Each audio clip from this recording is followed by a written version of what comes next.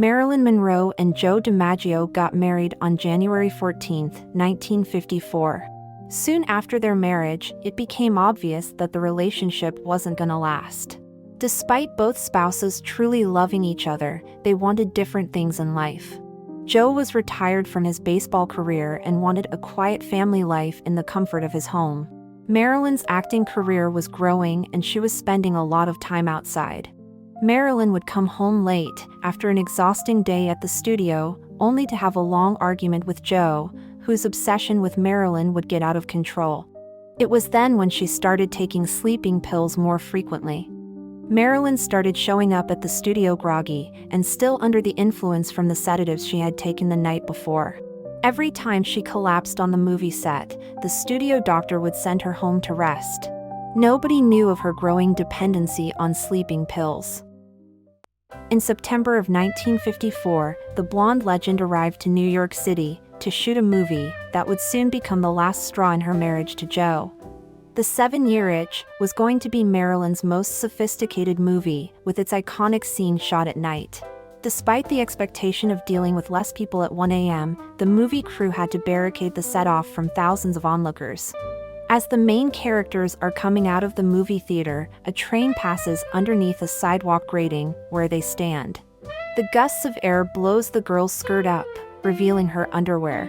Unfortunately, Joe DiMaggio was invited by the movie executives to witness this moment that would become a tipping point in his and Marilyn's marriage. Full of jealousy and anger, Joe had to leave the scene that was too much for him to witness. When Marilyn came back home in the morning, the couple was heard arguing very loudly in their hotel room.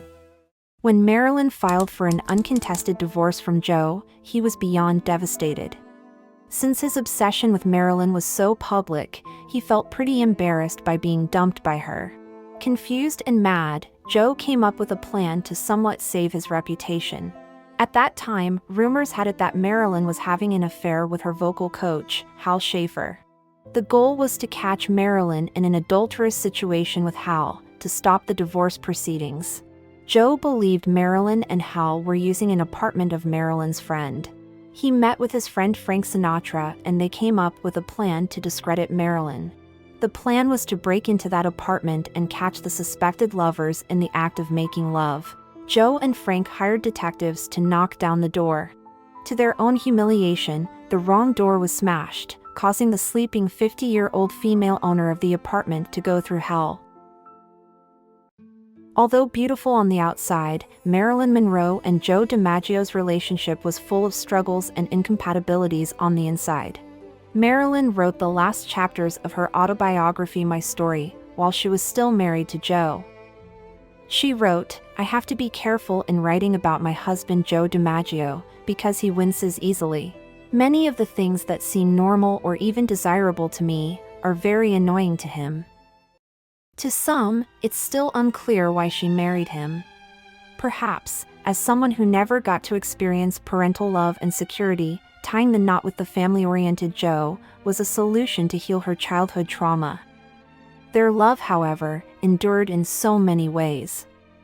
Joe genuinely cared for Marilyn even after their divorce, helped her buy her first home, and arranged her funeral in 1962. His loving memory of the blonde icon lived long after her death. This is why his enduring affection, despite their incompatibility, adds depth to their story.